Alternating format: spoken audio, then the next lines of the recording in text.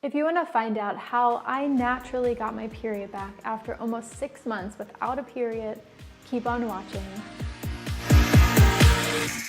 Hey guys, I am Nicole Harlow and you are watching Girl Meets Body, where I'm introducing you to your body one episode at a time. And in this episode, I'm going to talk you through the steps that I took to get my period back after I hadn't had it for almost 6 months. Now, this wasn't when I was a teenager. This is when I was an adult in my 20s, off the pill. I had been diagnosed with polycystic ovarian syndrome, which is also called PCOS, and I had amenorrhea, which is when you don't ovulate. I didn't ovulate for almost 6 months. And if you have an irregular period and you've ever gone for a long time without your period, it makes you feel really bad in your body. I didn't really feel like a woman. I felt like I was in this in-between stage. I was spending so much money taking pregnancy tests, wondering what was going on in my body. And little did I know at the time, there was actually just a few lifestyle shifts that I really needed to do in order to bring my period back. Now I have another video where I talk about how I healed my PCOS, and I'm gonna link that up here. In that, I talk about these topics in a lot more detail, and I'll walk you through some steps that you can do personally if you have PCOS or if you have irregular periods. But this episode is about what I did specifically to bring my period back after I hadn't had it for 6 months. Now, looking back and knowing what I know now as a hormone practitioner, someone who has a clinic and works with women with PCOS every single day, I can see that there was 2 things that were severely hindering my body's ability to ovulate. The first was my diet. At the time, I was vegetarian. I even flirted with veganism and kind of raw veganism within that 6-month period. And I did not ovulate. For me, that diet didn't work with my body's chemistry. I didn't have enough good fats. I was really lacking in some core micronutrients that I needed, especially B vitamins like B12 and vitamin D. And finally, I wasn't getting enough omega-3s. Also, my diet was way too sugar and carb heavy. Now, as women, we need some gentle carbohydrates in order to ovulate properly. But as someone who had PCOS, I was spiking my blood sugar level all day, every day. I was relying on really fruit-heavy smoothies and juices. I was doing juice fasts with juices that were like all sugar. When I look back on it now, I almost cringe to know what I was putting my body through. Because scientifically what happens, especially if you have PCOS, as the insulin spikes, so does testosterone. The higher the testosterone, the less you're likely to ovulate. So changing my diet was the first significant thing that I did. I actually made a conscious choice to start eating fish and meat again. Not every day, but I slowly started to assimilate it back into my diet, and I found that it helped give my body the raw nutrients that it needed to ovulate. If you're vegan or vegetarian and you have PCOS, I'm not telling you to start eating meat or animal products again. I'm just saying for me, it made a significant difference from my diet. But I will say that if you're vegan or vegetarian and you have PCOS, I would definitely recommend working with a nutritionist or a naturopath like myself at the clinic.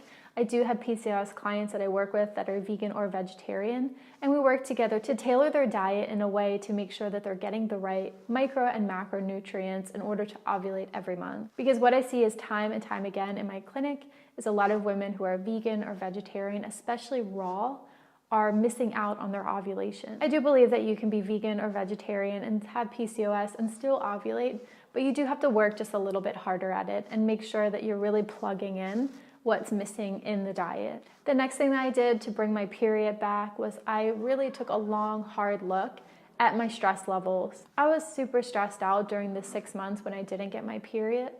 And I know it's hard to remove all of the stressors from our lives because we're human and we have lives where things do happen. People get sick, breakups happen, we lose our jobs. These are things that sometimes are unavoidable. But what I did is I really fell back onto my meditation practice, and I made sure to supplement with adaptogens like rhodiola and ashwagandha and even magnesium to make sure that my body was able to cope with stress effectively. When I did this, I noticed a big difference and I did get my period back. Finally, in order to get my period back, I had to look at my vitamin D levels. At the time when I didn't get my period, I was living in England. There was hardly any sun. It was over the winter. I was completely indoors or under the clouds, and my vitamin D levels had dipped dangerously low, and I really believe that that was affecting my body's ability to ovulate. Because I couldn't do anything about the sun in England, I supplemented with vitamin D3, and I made sure that I was getting enough vitamin D in the food that I was eating. Because I was incorporating more animal products in my diet at that point, I also was getting some vitamin D from the foods that I was eating, particularly the oily fish that I was eating like mackerel and salmon, and also from the grass-fed butter. Now that I live in the sunny Mediterranean, it's no surprise to me that I do ovulate every single month. I don't have to work as hard with my PCOS as I did when I was living in a not sunny place, which leads me to believe that vitamin D was really such a core issue for me. Now, PCOS is a set of symptoms that make up a syndrome, which means that it's not quite the same for you as it is for me. These are the things that worked for me when I had amenorrhea and I wasn't ovulating for 6 months. I've also used some of these tactics when I stopped ovulating for 3 to 4 months. What I found is that times when I missed my period, usually my toxic load was really high, which meant that I was either using like not natural products, maybe I was traveling and that's the only thing I could find was like unnatural deodorants, or when I went back to the US, for example, if I was staying with family and there was lots of like candles or air fresheners or things like that.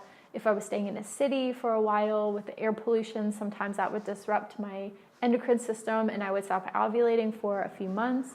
I also found in times when I was eating really badly and drinking a lot, especially over the holidays, I would often skip ovulation that month and I wouldn't get my period again until the following month.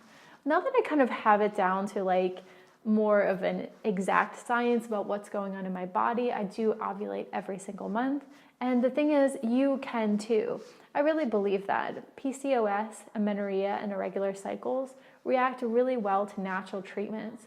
Often it's just about knowing how to plug in what you're missing. So often that means working with a good practitioner like a naturopath or a doctor who's interested in natural medicine. And if you want some extra one-on-one support, I would love to work with you at the clinic for the Center for Menstrual and Sexual Health.